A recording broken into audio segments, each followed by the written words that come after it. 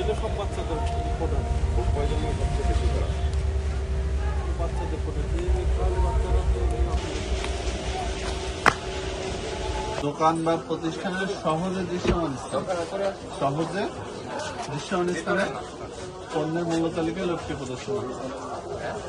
এই যে এই বাজারের সবচেয়ে বড় দোকান আপনাদের, তাই তো? এই বাজারে মোটামুটি সবচেয়ে বড় মুদিখানার দোকান আপনাদের।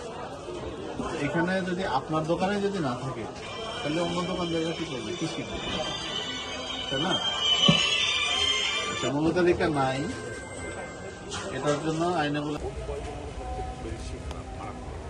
এইগুলো বেশি এইগুলো বাজেট এক্সপায়ার ঝামেলা বাচ্চাদের এটা সব বাচ্চাদের প্রোডাক্ট। কয়জনের সবচেয়ে বেশি করা? বাচ্চাদের প্রোডাক্ট তাহলে বাচ্চারা তো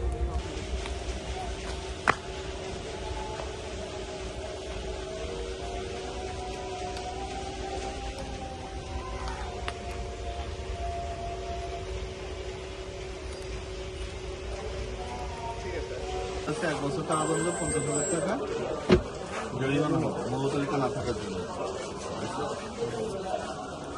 এরপরে হচ্ছে মেয়াদ উত্তীর্ণ জিনিস পাইছে, মেয়াদ উত্তীর্ণ জিনিস।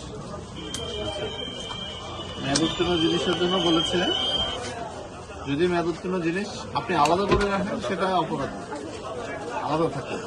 আলাদা করা বলতে আপনি যদি আলাদা করে একটা ড্রামের মধ্যে বা বস্তার মধ্যে রেখে যদি লিখে রাখতেন যে মেয়াদ উত্তীর্ণ পণ্য, এটা অপরাধ না। বাট আপনি যখন দোকানের র্যাকে বিভিন্ন জায়গায় ভালো জিনিসের সাথে মেয়াদ উত্তীর্ণ রাখবেন, ভালো জিনিসের সাথে মেয়াদ উত্তীর্ণ থাকবে, এটা অপরাধ, এটা অবহেলা। বুঝে গেছে? এটার জন্য আইনে বলেছে 1 বছর কারাদণ্ড, 50,000 টাকা জরিমানা হবে।